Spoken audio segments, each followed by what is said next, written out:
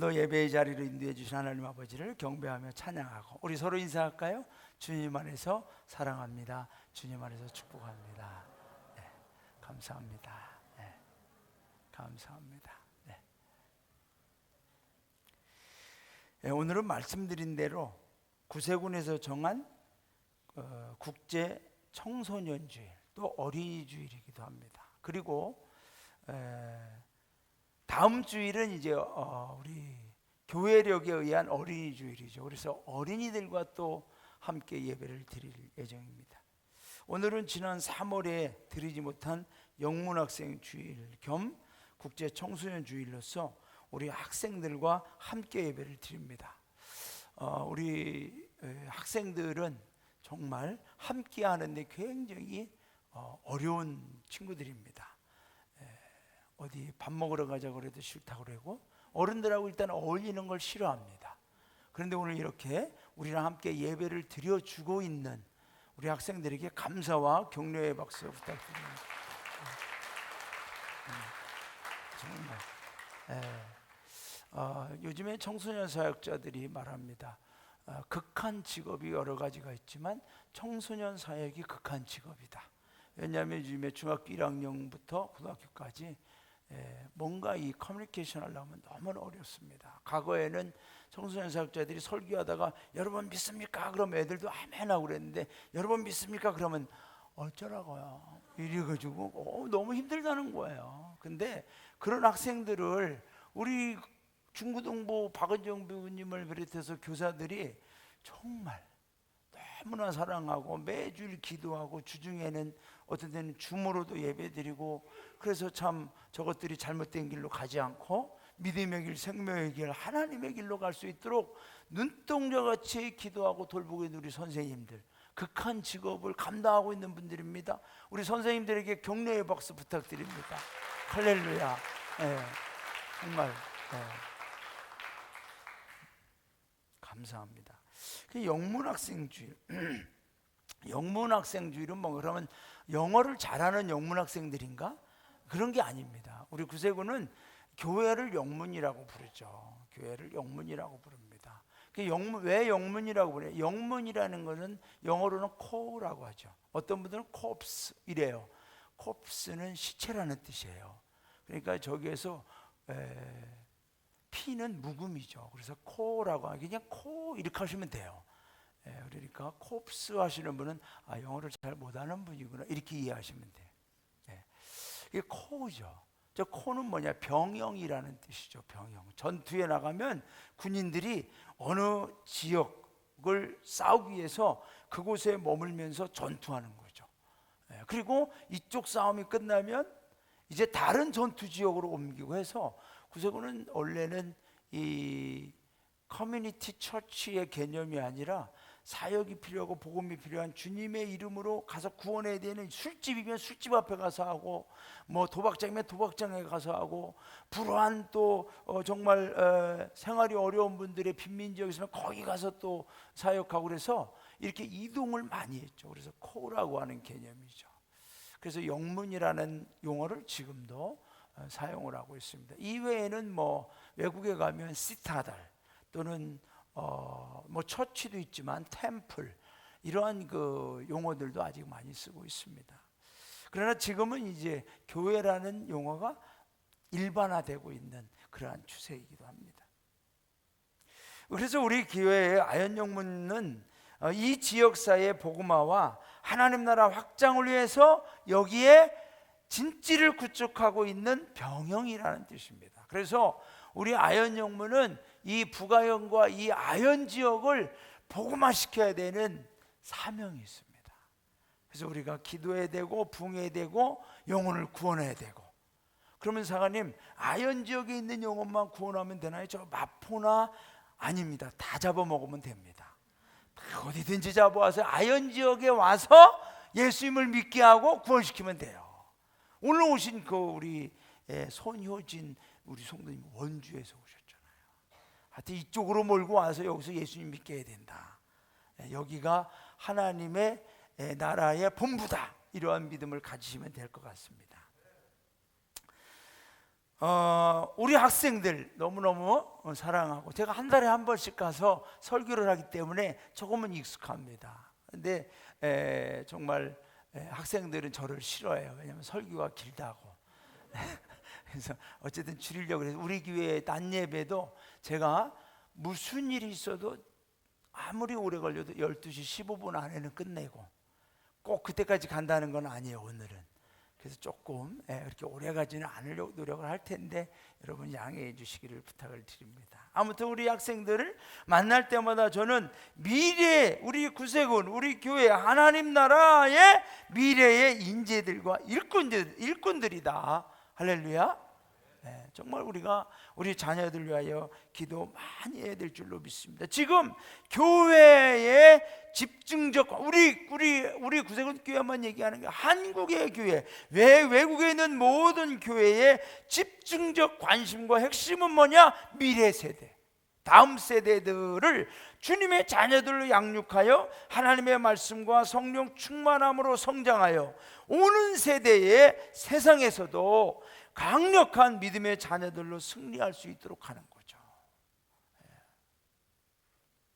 지금 우리가 우리의 다음 세대들을 제대로 도와주지 않으면, 제대로 세워주지 않으면 오는 세대에서 이 변화무쌍한 세상에서, 죄악이 갈수록 넘쳐나는 세상에서 우리 자녀들이 믿음을 지킬 수가 없다. 그래서 이 기독교에서는 지금 이 트라이앵글 시스템, 삼각형 시스템이죠. 교회와 가정과, 교회와 가정, 그리고 삶의 현장, 이게 각각 떨어져 있으면 안 된다는 거예요. 그러니까 교회에서 배운 하나님의 말씀, 교회에서 받은 영적인 감동, 영적인 교훈들이 가정에서도 또 지켜져야 되는 거죠. 그러니까 부모와 대화가 돼야 돼요. 너 오늘 사관님 설교 들었어 안 들었어? 들었어. 그럼 생각나는 거 얘기해봐. 이런 대화가 돼야 된다는 거예요. 아우 짜증나. 그럴지라도 대화가 돼야 돼. 대화가 돼야 돼. 그래서 교회에서 배운, 오늘 학생회에서 뭐 배웠니? 이런 거. 그러면 엄마는 오늘 사관님 설교 제목 뭐야? 그러면 그런 거 묻는 거 아니야. 이러지 말고.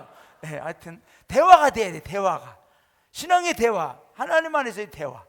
그래서 그 대화가 돼서 우리 학생들이 삶의 현장에 가서 하나님의 말씀대로 살도록 이 구조가 형성이 돼야지. 이게 교회에서는 하나님을 믿는 학생한테 집에 와서는 엉망이라, 이게 그러면 안 된다는 거죠. 삶의 현장 가서도 이게 주님 없는 삶을 살면 안 된다는 거죠. 그래서 지금 교회들이 코로나19 시대의 미래에, 앞으로 오는 세대에 교회가 살아남을 뿐 아니라 성장하고 우리 다음 세대들을 지켜내는 그런 승리할 수 있는 교회가 되려면 어떻게 되느냐? 그 중에 강력한 대안 중에 하나가 세대 통합 예배를 드리는 거예요. 세대 통합 예배. 주일학교 학생부 청년부들이 우리 장년부와 함께 주일 예배를 다 같이 드리는 거예요. 그리고 오후에 그날의 설교를 교환 삼아서 이제 말씀을 함께 나누는 거죠. 오늘 사관님 설교 어땠어? 감동적이었어요. 이런 대화들 있잖아요. 너무 길어서 이런 건 아니고. 그래서 그 말씀을 어떻게 적용할 거냐, 어떻게. 그래야 우리 교회의 방향과 목적과 영적 흐름이 똑같이 간단 말이에요. 학생들은 영적의 흐름이 이쪽으로 가고 어른들은 이쪽으로, 이게 안 된다는 거죠 이제. 그래서 신앙의 개성, 우리 부모님들이 수십 년간 믿어온 그 신앙을 우리 자녀들에게 그대로 계승할 수 있도록 도와주는 거죠. 그래서 예배 드릴 때 이렇게 떨어져 앉지 않아요. 엄마 옆에서, 아빠 옆에서. 우리 학생들 너무 싫을까? 짜증날까? 고개를 끄덕이는 학생이 5명 있었어요. 근데 하여튼 그거는 이제 좀 생각해 봐야 될 것 같아. 학생들이 너무 싫을 것 같아. 엄마가 조금만, 내가 좀 이따 좀 이러거든.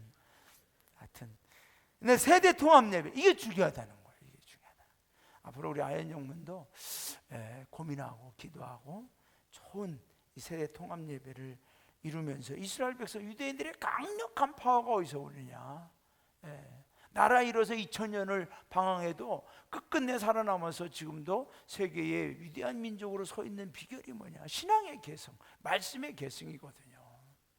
그래서 우리 자녀들이, 어린이들, 청소년들, 부모 세대, 조부모 세대 함께 연합해서 가족이 신앙 안에서 하나 되고 하나님 중심으로 세워가는 그러한 교회, 그런 성도, 그런 자녀들이 될 때에 반드시 오는 세상 어떠한 일이 있어도 이겨낼 수 있다라는 겁니다. 우리 자녀들을 위해서 계속 기도해 주시기를 바랍니다. 지금의 전쟁은 최첨단 무기들이 개발되는 거죠. 지금 오늘 제가 잠깐 아침에 뉴스를 봤는데, 러시아가 우크라이나와 전쟁하면서 지금 러시아의 군사력, 탱크, 비행기, 보병 등등 모든 게 세계 가장 최고의 군사력을 갖추었다고 자타가 공인하던 러시아 군대였습니다. 그런데 우크라이나라고 하는 그 작은 나라를 침공했는데도 아직도 이기지 못하고 있는 걸 보면서 한국이 이거 타산지석으로 삼아야 된다.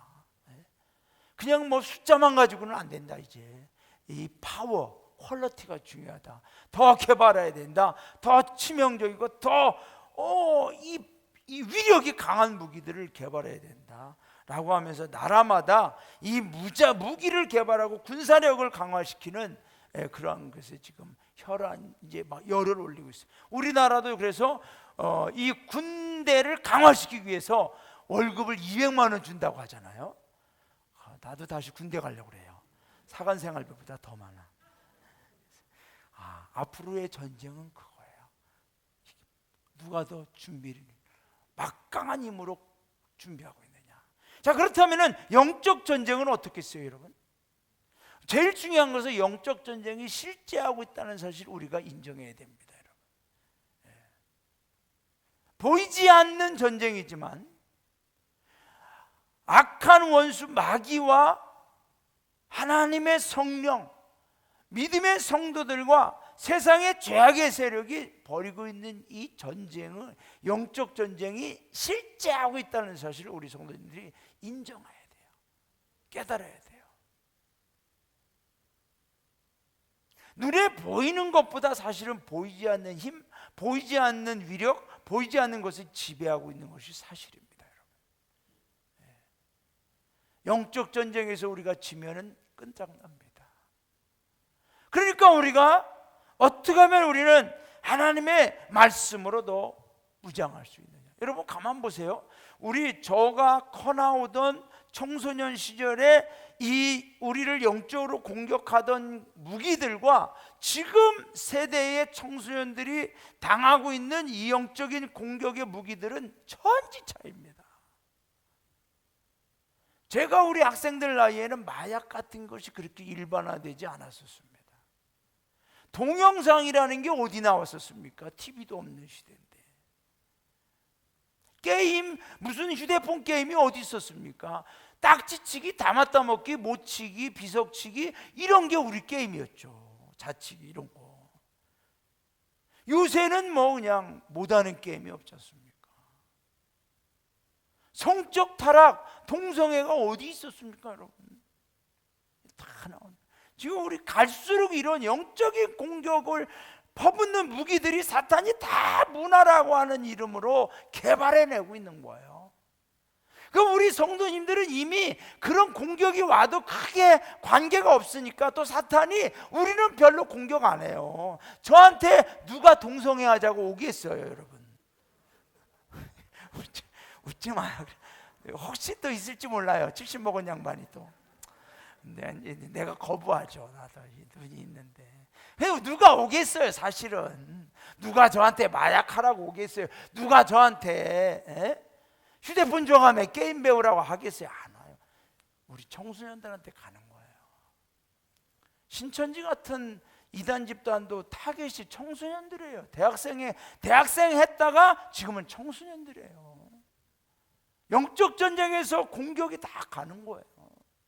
사실은 우리보다 우리 청소년들이 영적인 공격을 더 많이 받고 있어요. 우리보다. 그래서 우리가 방패가 되어줘야 되고, 보호자가 되어줘야 되고, 우리가 저들을 우리 생명 다할 때까지 지켜줘서 10년 20년을 우리가 버텨줌으로 저들이 성령 안에서 말씀 안에서 양성이 될 때 주님의 군사들, 용사들이 될 줄로 믿습니다. 여러분, 오늘 본문은 애굽에서 나온 출애굽 1세대가 듣는 말씀이 아니에요. 출애굽의 1세대는 다 이미 광야에서 죽었어요. 40년 동안 헤매면서 주님을 믿지 하나님의 말씀을 반역하다가 다 죽고, 지금은 2세대와 3세대가 이 말씀을 듣는 거죠. 모세가 하나님의 명령과 말씀을 1세대에게 했는데 1세대는 불순종해서 다 죽었기 때문에 이제 2세대와 3세대가 새로운 세계에 들어가야 돼요. 가나안이라고 하는 1세대는 절대로 가보지 못했던, 애굽과 광야만 경험하다가 죽은 1세대가 가나안이라고 하는 문화로, 가나안이라고 하는 신세계로 들어가야 돼요. 이 1세대가 전혀 보지 못했던 우상들이, 타락의 문화들이 들끓고 있는 그 시대로 가야 돼요. 우리 청소년들이 가야 될 세계죠. 그들에게 오늘 이 말씀을 알려주는 거죠. 그런데 여러분, 우리가 시험 볼 때 답을 알고 시험을 보면 얼마나 여유가 있습니까? 그죠? 답을 알고 보면은 다 할 수 있어요. 근데 답을 모른 채 시험 보면 긴장도 되고 두려움도 되고, 거기다가 시험 공부까지 안 해놓은 상태면 정말 멘붕이 되죠. 그러다가 어떻게 돼요? 막 찍기로 나가죠. 연필 굴리기도 하고 뭐 그래요. 우리 청소년 오늘 잘 들으세요. 오늘 이 설교는 어떻게 보면 우리 부모 세대보다 여러분이 잘 들어야 돼요. 답을 알려주는 거예요. 답을. 앞으로 여러분이 살아갈 때 어떻게 하면 우리가 앞으로 다가오는 영적 전쟁에서 승리할 수 있을까? 답을 알려주는 거예요. 여기서는 내 설교가 길어도 여러분들이 불평할 수가 없어요. 이게 우리의 예배이기 때문에. 자, 먼저 우리가 기억해야 될 것은 하나님의 말씀을 항상 지키는 우리 자녀들 되기를 주님의 이름으로 축복합니다. 우리 부모님들도 우리가 하나님의 말씀을 항상 지키는 신앙의 본을 보여주시기를 주님의 이름으로 부탁드립니다. 우리는 안 지키면서 자녀들에게 지키라고 하면 안 되죠. 오늘 1장 신명기 11장 1절 우리 다 함께 읽어보겠어요. 시작. 그런즉 내 하나님 여호와를 사랑하여 그가 주신 책무와 법도와 규례와 명령을 항상 지키라. 여기 보면 항상 지키라. 항상 지키라. 때를 따라 지키는 게 아니죠. 기분 따라 지키는 게 아니죠. 상황 따라 지키는 게 아니죠. 상황신학이라는 게 있어요, 여러분. 조직신학, 역사신학, 성서신학 뭐 많이 있지만 상황신학이라는 게 있어요. 이게 뭐냐면은 상황에 따라 믿음대로 산다는 거예요. 네? 상황에 따라 술도 좀 먹을 수 있고, 상황에 따라 좀 노름도 할 수 있고, 상황에 따라 좀 그렇게 살 수도 있는 거지 뭐. 그러면서 내 중심에만 하나님 믿으면 되는 거야. 이 상황신학이죠. 얼마나 편합니까, 여러분?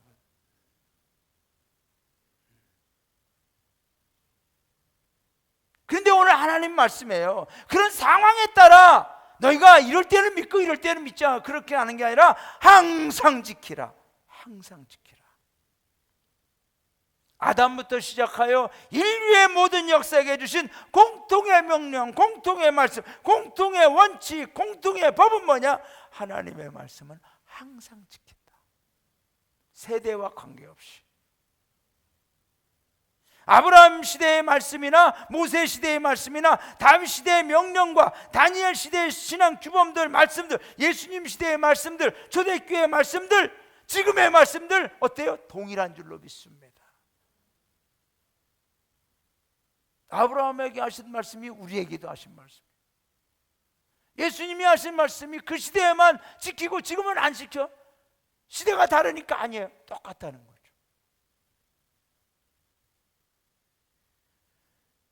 하나님의 말씀은 변함이 없어요. 세상은 자꾸 바뀌어요. 상황은 바뀌어요. 그래서 말씀을 상황에 따라 이렇게 저렇게 하는 게 아니라 변하지 않는 말씀을 중심으로 어떤 상황이든지 말씀대로 지켜나가는 것이 신앙생활인 줄로 믿습니다. 이사야 40장 8절에 풀은 마르고 꽃은 시드나 우리 하나님의 말씀은 영영이 서리라. 뭐예요? 풀은 마르고 꽃은 시드. 세상의 것들은 있다가도 없어지고 바뀌어지고 변해지고 그런다는 거예요. 그러나 하나님의 말씀은 영영이 서리라. 베드로전서 1장 23절부터 25절 우리 다 함께 읽어보겠습니다. 시작. 너희가 거듭난 것은 썩어질 씨로 된 것이 아니요 썩지 아니할 씨로 된 것이니 살아있고 항상 있는 하나님의 말씀으로 되었느니라. 그러므로 모든 육체는 풀과 같고 그 모든 영광은 풀의 꽃과 같으니 풀은 마르고 꽃은 떨어지되 오직 주의 말씀은 세세토록 있도다 하였으니 너희에게 전한 복음이 곧 이 말씀이다. 너희에게 전한 복음, 너희에게 전한 예수 그리스도의 십자가의 복음, 예수님의 말씀은 바로 이 말씀. 어떤 말씀? 영영이 있는 말씀, 영원히 변치 않는 말씀. 세상의 유행과 사람들의 습관은 언제나 변하게 되어 있죠. 없어지고 사라지기도 합니다. 그러나 하나님의 말씀은 영원하고 불변하며 절대 진리인 줄로 믿습니다. 여기 계신 우리 부모 세대와 우리 자녀들 세대, 부모님들의 세대와 자녀들의 세대가 달라서 부모님들은 그렇게 교회 생활하고 그렇게 예수님 믿었다 그러지만 우리는 달라요. 세대 차이예요. 라는 게 아니라 여러분의 세대도 부모님들의 세대와 하나님의 말씀은 똑같다. 인정하길 바라요, 우리 학생들. 할렐루야. 머리 스타일은 우리 민규 보세요. 저 머리를 저렇게 참. 처음에 교회 올 때는 노란 머리 했어요. 그리고 얼마 전에 검정 머리 했어요. 그래서 야, 보기 좋다 그랬는데 저렇게 하고 왔어요. 또. 너무 멋있어요. 그래서 내가 옆에 있는 리아한테 물어봤어요. 저렇게 하려면 돈 많이 들지? 많이 든대요. 얼마 들었는지도 몰라. 나는 하고 싶어도 못해. 이 머리 갖고 해봤자. 할 수 있을 때 많이 하기 바라요. 그런데 우리가 이런 건 달라질 수 있지만 말씀의 신앙은 똑같다. 할렐루야. 네, 우리 학생 똑같아.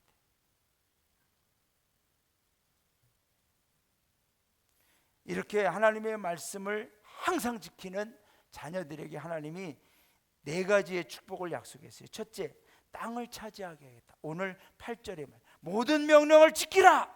그리하면 너희가 강성할 것이요 너희가 가서 차지할 땅에 들어가서 그것을 차지할 것이다.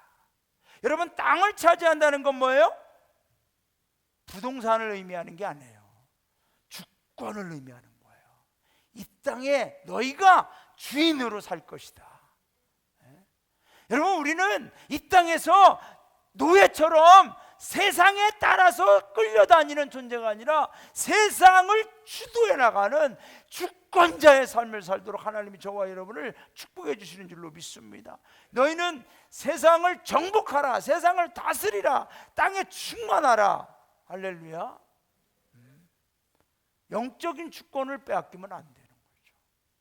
두 번째, 우리에게 주신 축복이 영원하다고 그랬어요. 9절에 보면은 젖과 꿀이 흐르는 땅에서 너희의 날이 장구하리라. 여러분, 우리가 아무리 축복을 받아도 금방금방 죽으면 소용없어요. 또 축복 받은 것 같은데 금방 뺏기면 뭔 소용이 있겠어요. 여러분, 하나님이 지켜주시는 축복 받으시기를 주님의 이름으로 축원합니다. 내가 내 축복을 지키려고 막 아둥바둥해도요 다 뺏기더라고요. 다 뺏기더라고요. 저는 제일 무서운 말씀이 뭐냐, 하나님이 한번 풀면은 다 날아가더라. 아, 나 이게 제일 무서워요. 하나님, 저를 풀지 말아 주세요. 다 날아가. 근데 하나님이 지켜주시는 복은 영원한 줄로 믿습니다. 할렐루야. 우리 자녀들, 하나님이 여러분의 축복을 지켜주시기를 주님의 이름으로 축원합니다. 세 번째는 뭐예요? 너희의 사는 그곳이 옥토가 될 것이다. 11절에 보면은 이런 말씀이 있죠. 너희가 건너가서 차지할 땅은 산과 골짜기가 있어서 하늘에서 내리는 비를 흡수하는 땅이요. 그 위에 있는 땅은 뭐예요? 너희가 애굽에 살 때 보니까 너희가 수고해서 막 물을 끌어다 대고 수고하고, 그래도 가물면 또 땅이 갈라지고 망하고 흉년이 들고 얼마나 힘들었냐. 그런데 내가 너희에게 주는 땅은 하늘에서 내리는 비를 흡수하는 땅이다. 뭐예요 여러분? 옥토의 인생이 될 줄로 믿습니다. 풍성한 열매를 맺는 거죠. 땅은 하늘에서 내리는 이슬. 여러분, 사막에 있는 이 곤충이나 동물이나 또는 이 식물들이 어떻게 살아요? 이슬로 살아요. 이슬로. 그걸 받아들이는 거죠. 근데 축복을 줘도 다 판사돼서 잃어버리면 소용없어요. 옥토의 인생. 우리 구세군 아현 영문의 모든 성도님들이 옥토의 축복을 받으시기를 주님의 이름으로 축원합니다. 마지막으로 네 번째 축복은 뭐예요? 12절. 우리 다 함께 읽어볼까요? 12절 시작. 내 하나님 여호와께서 돌봐 주시는 땅이라. 연초부터 연말까지 내 하나님 여호와의 눈이 항상 그 위에 있느니라. 할렐루야. 여러분, 하나님의 눈을 떼지 않고 연초부터 연말까지, 처음부터 끝까지, 알파 오메가, 시작부터 끝까지 하나님의 눈이 항상 머물러서 우리를 지켜주신다는 거죠. 이것처럼 좋은 축복이 어디 있습니까? 이것처럼 좋은 축복. 정말 우리 아현 영문 성도님들, 2022년도 시작했지만 지금도 하나님의 눈이 여러분의 머물기를 주님의 이름으로 축원합니다. 우리 자녀들에게 연초부터 연말까지, 인생의 시작부터 끝까지. 자, 그래서 이런 축복을 우리가 받고 살아나가기 위해서는 마지막으로 하나님의 모든 말씀을 지켜야 돼. 우리는 하나님의 말씀을 항상 지키면서 또 모든 말씀을 지켜야 됩니다. 골라 지키는 게 아닙니다. 재밌는 유머 여러분들 다 들으셨잖아요. 어떤 분은 성경을 읽는데 골라 읽어요. 골라. 이게 하루는 너무 바쁘니까 주님 오늘 주시옵소서 말씀을 딱 가룟 유다가 이에 가서 목매어 죽으니라. 그러니까 이분이 그럴 수는 없잖아요. 주님, 저를 향한 말씀이야죠. 다시 한번, 너도 가서 이와 같이 행하라. 이렇게 골라. 세 번째, 3세번, 우리 한국 3세번이야. 순종이 제사보다 나으니라. 이런 거 나오면 큰일 나는 거예요. 그러니까 말씀을 골라서 행하려고 그러면 안 돼요. 모든 말씀을. 때로는 내가 힘들어요. 때로는 내가 지키기 어려워요. 그래도 모든 말씀을 지켜야 돼요. 우리 신명기 11장 8절 우리 다 함께 읽어보겠습니다. 시작. 그러므로 너희는 내가 오늘 너에게 명령하는 모든 명령을 지키라. 그리하면 너희가 강성할 것이요 너희가 건너가 차지할 땅에 들어가서 그것을 차지할 것이다. 이스라엘 백성이 가나안 땅에 가서 이걸 지키지 못했어요.